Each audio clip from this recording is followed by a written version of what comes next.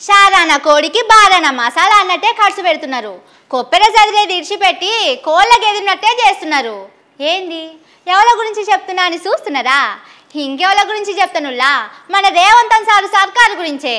AD పనులు ఆడబెట్టి ఏదో urgent అన్నట్టు బుడ్డ పనులను ముంగటేసుకొని కోట్లకు కోట్లు ఖర్చు పెడుతున్నారు. గా ముచ్చటేందో అరుచుకుందాం పారి. మాటలతోని బూరలు వండే పని చేయిపాటోళ్ళకు వచ్చినట్టు ఎవ్వలకు రాదు కావచ్చు.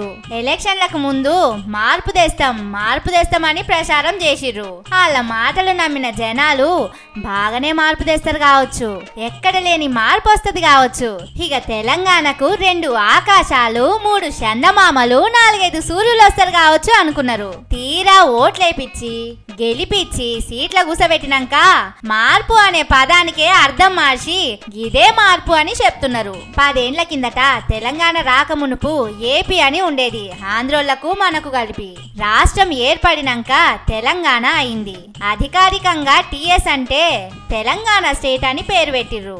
ఆ పేరుతోనే తెలంగాణ 10 ఏళ్లు ముంగటికి నడిచింది. ఏ లొల్లి పంచాది లేదు. పేరు మార్చాలని ఎవ్వరు ఫిర్యాదు సుతం కాలేదు. ఇంతలోనే ఏమైందో గాని చేయిపాటి సర్కారు రాగానే రేవంత్ సారు ముందుగాల టీఎస్ అనే పేరును తీసేసి టీజీ అని మార్పిచ్చిండు.